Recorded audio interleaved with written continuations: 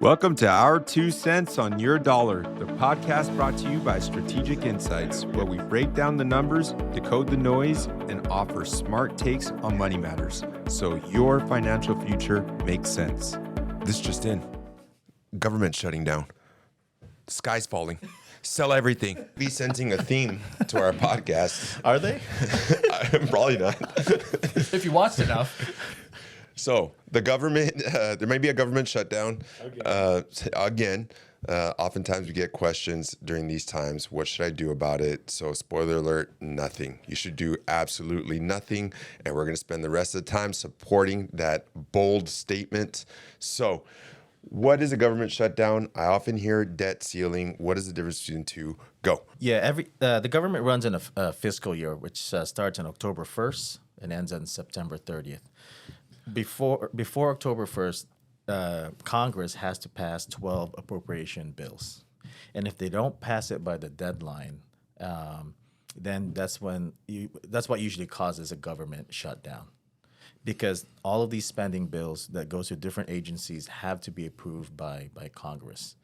And also on top of that, one is to pass the bills. The second is to increase the debt ceiling, to pass to be able to pay for the bills and debts that's already been approved by Congress. So there's two things that are happening. Yeah, the debt ceiling is just the amount of money that's already been approved for them to be able to spend, right? And so that's the issue with, right, we've ran out of money, and so we get to this point on what do we do now, right? Are we going to increase the debt ceiling temporarily to be able to get these other appropriation bills passed? Or are we going to go into a shutdown and figure it out in the trenches? Yeah. Not only does Congress have to pass it, the president has to sign off on it too.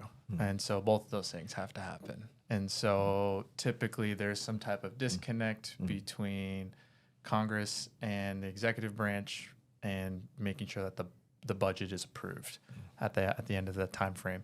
And then sometimes what happens is that if they get to that final hour and there's still not some type of finalization, they'll have some type of continuing resolution to temporarily fund the budget for a short period of time until they can come to some type of agreement and get some type of continuation. The words point. Procrastinate and hold hostage comes to mind all at once. Oh my. Say more, sir. Well, you know what happens in a government shutdown is that government employees are furloughed, which means they'll be sent home. They're not working and they're not getting paid, and essential employees that are still working still won't get paid during the shutdown. And in the last 50 years, we've had 21 shutdowns, and the longest was for over 35 days back in 2018. So it affects people, it affects the economy, and we'll dive in later about the stock market, but it does affect people in the economy. Okay, so 2018, 35 days. What happened after that with the stock market? Well, during the 35 days, the stock market was actually up 9 to 10%. Stop it. There's no way that's possible. Look it up. So this is during the shutdown, and this is the longest shutdown we've had in history. And 12 months after the shutdown, the stock market was up 26%. But in 2019, the year that the shutdown ended, the stock market was up 31%. So I think this is what you're talking about when you say do nothing, I think. I hope. That's not possible. How can this be? My world is shattered. Interesting though, right? Because even in 2018, there was a lot of it was down for most of the year. And then you had these different points in the year where it started to get these tick ups. And one of the major days was December 26th, when most people are on vacation. Right? Stock market had its best day ever on the day that most people are not in front of their computer, most people aren't in the office trading, and say, if you were trying to do something and you were on vacation, well, you missed a 5% day. Crudo had mentioned essential workers still having to work during these shutdowns. And so those essential workers are really important positions, right? So these are Border Patrol, this is Social Security, this is air traffic control, this is Medicare. These are all systems that are still having to operate, and do it unpaid. Want to hold on to that one, right? They're doing this during times where they're relying. I mean, they have no effect and influence on whether they're going to start getting a paycheck or not. So they're relying on Congress and the president to get something passed through during that time frame. But to his point, also they're very short lived, right? The longest one was 31 days. There's been multiple shutdowns that have happened, but in retrospect, they all really kind of get passed, and the budget gets through after a very short period of time. On average, I think they last roughly about 12 days. Yeah. Okay. All right, sir. You said 21 shutdowns in the last 50 years. You cited one instance where the market was up pretty big, I will say, over the next 12 months. What about those other 20 times? Actually, you can look up stats. The average return of the stock market during all shutdowns, and it's pretty much flat. I mean, it's 0.1% across 21 shutdowns. And so, this is going back to your point that you're definitely going to be inundated by news, negative news, and there's going to be a lot of talk about it. But in terms of stock market performance, it's flat. But I think the 12 months afterwards are all leading to very positive returns, double-digit positive returns 12 months after these shutdowns. And so it kind of goes back to long-term investing is going to outweigh any of these short-term diabolical fights over who's going to win. And you know what's so funny is because we always say 12 months is not long-term. Right? Like that's still pretty short-term, right? Very short-term. Yeah. Typically, you'll see immediate reactions, right, based on the headline. So we'll get something from a political perspective discussing probability or possibility of a shutdown. That's when you'll see markets kind of react in a very short, instantaneous position based on that. And then when the shutdown does happen is when we have seen historically during these shutdown periods, markets respond and correct back up because people are expecting resolution. So the idea here is, we're in a shutdown, but it's going to get fixed. This is a good time to start investing again. So there's higher cash flow positions that start happening during that time. Are you saying people are buying the dip? That's what they're trying. That's what they're trying to do. That's what they're trying to do. Yeah, I think we had another shutdown in 2013 that lasted 16 days. And during those 16 days, I believe the stock market was up 3 to 4%. Because you were asking earlier for another time. It's two. Okay, you know what? All right. When I get those questions, it's usually ahead of time. Sure. Yeah. So what does the stock market do leading up to it? Like, are people freaking out? Like, government's going to shut down in 15 days if we don't come to a resolution. I got to sell. So what are the stats on that? There's a typical response early on. Markets tend to be a little bit flat over that period of time. And really, it's about 30 days prior to that. But historically speaking, we've seen September be a slower month in regards to total return on the S&P 500. I don't know if there's a correlation there, but that typically is historically speaking, it is one of our slower months in general. So that leads up to expiration when the budget has to be approved. So normally we'll see markets typically on the flatter end or lower end on that perspective, but I don't know, especially those specific periods, if there's anything correlated in regards to whether markets are specifically or on average down during those time frames. But yeah, I think it just kind of goes back to whatever the speculation is, right? Because I think if their speculation is slowed down, things like that, you'll see it maybe coming trickled down, right? There's obviously a lot of loss of GDP whenever we do have a shutdown, right? People they don't have money to spend, or they don't know when their next paychecks are. So there's a little bit of maybe a slowdown in spending. But then on the flip side, right, if they think that resolution is going to happen and that things, right, you typically see an uptrend, and you're too late to the game at that point. Yeah. So I think what you were basically saying is, we don't know if September's a bad month because of seasonality or because of the government shutdown. Right. Okay. But as James mentioned, 2018 was in December. So can y'all provide a little bit of context on how that works? If we're on a fiscal year, why is the government shutdown debate, or whatever you want to call it? Why is that fight? Why does it happen at different times of the year? Because they haven't passed the 12 appropriation bills by the deadline by September 30th. And if they don't do that, they continue to negotiate or fight over budgets until it's actually finally passed. And I think that's why I kind of made the joke of keeping the economy or the country hostage, because not only are you laying off people, right? It affects GDP, but at the same time, these are essential to get the government working.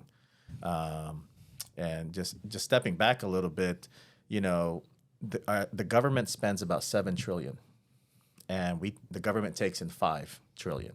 So we have a $2 million deficit, and that's what's adding to our debt, which is now $37 trillion. But 60% of the budget goes towards Medicare, Medicaid, Social Security, and defense. And so they're doing a lot of fighting and negotiating, but there's not a lot of wiggle room, and most Americans would agree they hate these shutdowns. And I think during the 35 days, the approval rating from Congress, I think, went down to the single digits. And so it's not popular, but they still do it. Nobody likes it, but it's almost like political suicide when you do it. But at the same time, they don't have a lot of wiggle room. So Yeah, it's like we just keep on taking more and more debt. We've always carried debt, and it just keeps on going one way. So, they're fighting over, are we going to keep this debt, or are we going to have more debt? And, for the most part, it's just keep raising the debt ceiling, or keep going up and up with the numbers because, right, our economy is that strong. You mentioned the impact of government shutdowns on GDP. Do we have an idea about how much that is? Well, I think in 2019, I think in the first quarter, I think it was down by 0.1. I think second quarter down by 0.2, but the market for the year was up 31%. And because you always like to mention that there's a difference between economy and markets. Him again. So this is one of those things, like if you're gonna make your investment decisions on the economy, which is you like to always say is a lagging indicator, then you could be wrong, because in this situation the markets were up. Yeah, don't quote me, but I believe it's like in the billions of estimated GDP loss per day. Alexis Villarreal said billions. Do not With a B. quote him. Quote. Not quote. Yeah. What you'll typically see if they don't come to an agreement by the time the expiration comes, there's some type of like temporary resolution that they'll have. Was that a shoulder roll? And then Wow. there'll be Natural. some type of this resolution that they'll have for a temporary period of time. And during that temporary period of time, they're renegotiating everything. So they're not shut down, but they haven't come to an agreement, right? And so that's also why you'll see delays going into November, December, after the substantial period of time of them coming back and forth and trying to figure out some type of agreement on some of these resolutions. But during that time frame, though, it's not technically a shutdown, right? Because what happens when everything is shut down, the government loses Congress loses all legal capability of spending money. So they are not legally allowed to spend anything when the government is shut down and when there's a shutdown just in general. And so during those time frames, while they're still negotiating, they still have that capability, but they haven't come to a final agreement. And so that's typically where you see it bleed into, November, December time frame. Okay, so 50 years, 21 shutdowns. How many other times have they averted shutdown? Like, is this an annual thing that's going on? So, in other words, are 29 other times that we're fine? That's a good question. Anyone have the answer to that one? Well, you're saying yeah. So 21 times is when we've actually shut down, but they negotiate every single year, right? So every single time we get close to the end of the fiscal term, there's going to be some type of negotiation, and a lot of the times it's easier when you have the same political party. And with control in Congress and the executive party, because that's where the agreement has to come into place. But a lot of times we have not had the same political party. And right now we don't, or we have the same political party and they're still butting heads, right? And so so you typically have this negotiation, right? But they understand at the end of the day, you know, how detrimental it is from a political perspective and from an economical perspective as well too, to go into a shutdown. And so they both parties really want to get something executed. And so, yeah, the 21 times out of, you know, that's over that 50-year time frame, less than half. Less than half. So when do we how far in advance is it typically identified that this is one of those years where government shutdown is on the table? Is it like as soon as you know that there's a divided Congress or divided legislative and executive branch, or how does that work? I think we need to have typically a lot of policies that are trying to be implemented that aren't maybe in favor, right? So I think whenever there's situations that are being brought to the table that aren't in favor for Congress to decide whether it be red or blue, whatever's happening. So every year. It's become more and more that way in the 20th century, right? Or 21st century, right? Since 2000, right? It's become more and more of a situation to where people are really trying to influence their political party views, and they're trying to pass all these things in the bills. And so it's gotten more and more difficult to pass budgets every single year. Yeah, for example, I think in 2018, 2019, the issue that caused the shutdown was funding for the border wall. And then back in 2013, it was funding for the Affordable Care Act. So there's specific issues that, you know, just... overpower everything. Yeah. Those both sound very popular.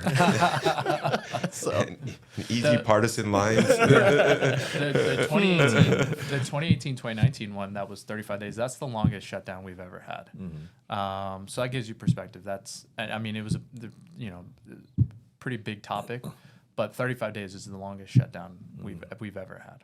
Yeah, I guess where I was headed with that is for the astute tactical investor, how are you supposed to be able to decide? Like, if you really think that the government shutdown is going to impact your portfolio, because we've identified maybe for a short term it does, like, when do you start positioning your portfolio?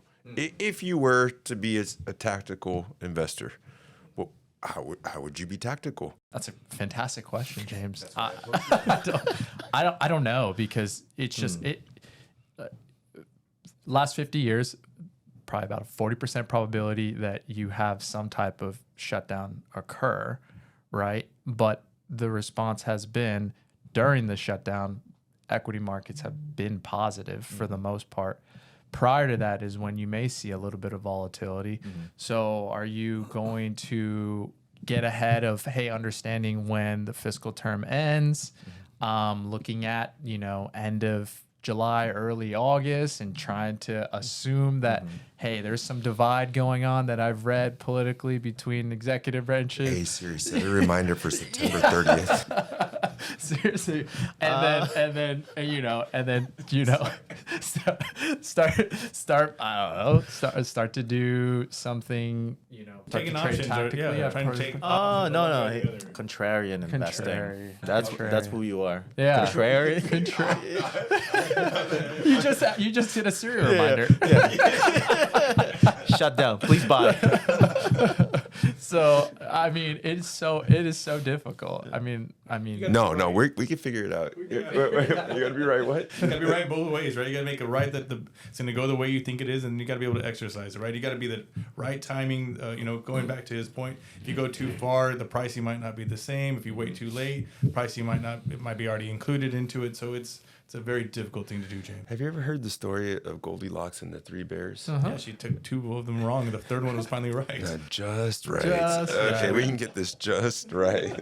You heard it here, unfortunately. What was the last one? The one that was always the just right one? Because you always save the best for last. Yeah, of course. Yeah. Yeah. Okay. Well, listen, I'm sure there's other people that can identify with me. So, okay. Are they? I'm sure. There has to be. With as many viewers as we have. Couple billion people in this world. Yeah. One or two. Okay. All right. So let me get this straight. Government shuts down, market's going to go down. It's what I believe, right? Because that's what the financial media tells me. Sure. Okay. They've scared you. But you just told me that they're not going to pay on my bond payments. Okay. So what am I supposed to do? In the words of William Wallace, Hold. Or was it Mel Gibson? No, Is not based on true. This is a true story. It is a true story. I mean, you're obviously not in a good position holding fixed income if that's the circumstance, right? I mean, the idea would be if you want to take advantage and thinking equities are going to come down, then you're trying to buy at a lower pricing level, right? And expecting valuations to decrease off of that. But I mean, we just haven't seen anything sustainable and high correlated, historically speaking, for anyone to feel confident doing that. Yeah, That's corporate the bonds issue. are still going to pay. International bonds are still going to pay, right? It's just going to be your government bonds that are not going to be paid at any point in time. Wait, international bonds, corporate bonds. So I got my portfolio should have all that. Yeah, it should probably be a little diversified, not just holding U.S. Fixed income instruments. So. Is that why you guys say to do nothing? Yeah, there we go. Right back to it. Be scared. Yeah. Yeah. Yeah, What understand. your daddy used to say about belief systems? He used to say, "If you stand for nothing, you'll fall for anything." Uh-huh.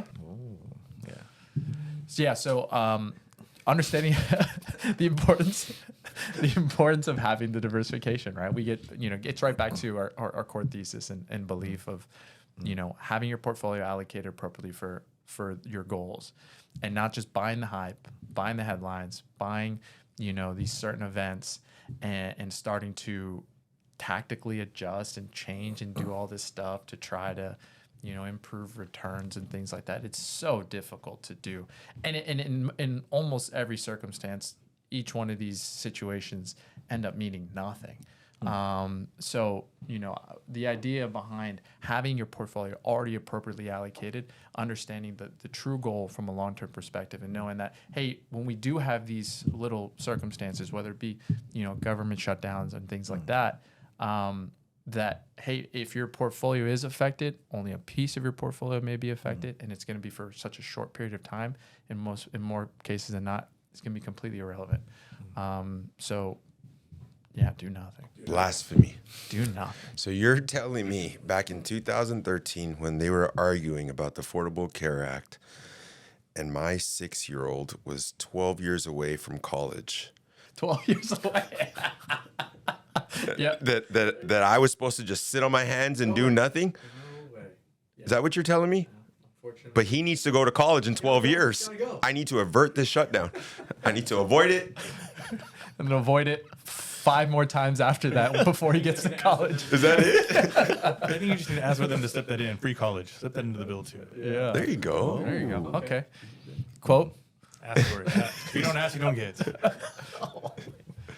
I think what hasn't been real clear to me is this whole debt ceiling thing.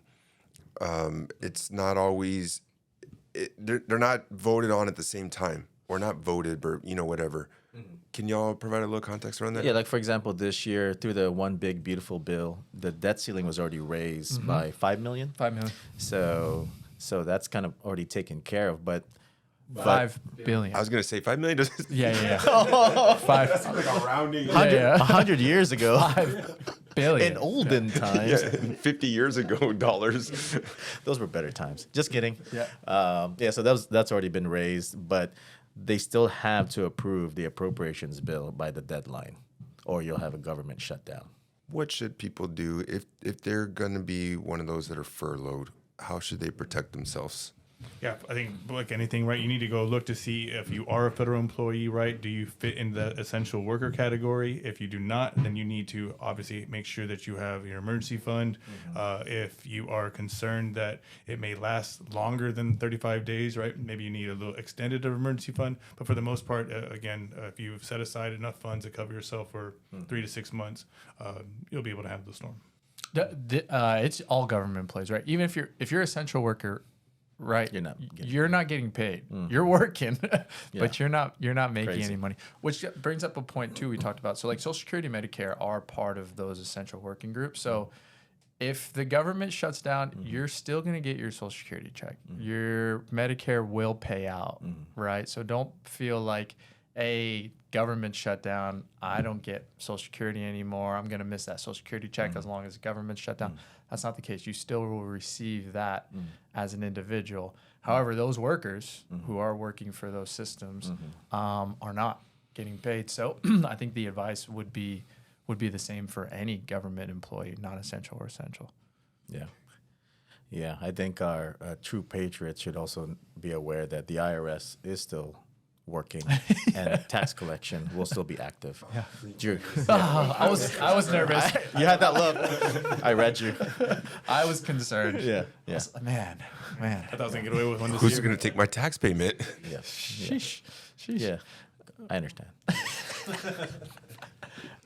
Okay, yeah. So if I hear y'all right, if there is a little bit of a pullback, that actually might be a decent opportunity to maybe get in because long term, assuming that everything else is right with the economy and the market, right?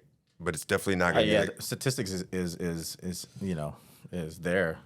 12 months after, which is short term, statistically speaking, I think since the 1980s, 12 months after each shutdown, the stock market return has been 16%. So ideally, yes, you want to invest for the long term, but here we have data to back up that 12 months after the shutdown, the market goes up. So Yeah, win the Kinda hard, lottery, yeah. get a little extra bonus that time of the year, right? Good time to deploy. Okay. All right. Well, appreciate you guys. yeah, appreciate you too, man. Thank you, man. We appreciate you all too. No, thank you. We do in the comments and follow, like, and subscribe. We have those. No, we're actually not allowed.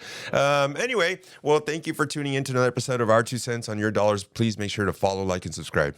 Thank you for joining us on Our 2 Cents on Your Dollar, proudly presented by Strategic Insights. If today's conversation brought you clarity, please pass it along and don't forget to subscribe, share, and check the description below to learn more about us. Until next time, stay informed, stay invested, and stay strategic.